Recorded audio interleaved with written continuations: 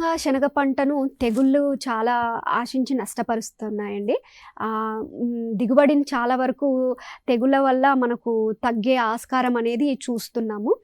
దీంట్లో తెగుళ్ళను చూసుకున్నట్టయితే మొదటగా మనకు కందిలో కనిపించినట్టుగా, కుసుమలో కనిపించినట్టుగా ఎండు తెగులు అనేది చాలా ప్రాచుర్యంలో శనగలో కూడా మనకు ఎక్కువగా కనిపిస్తుందండి.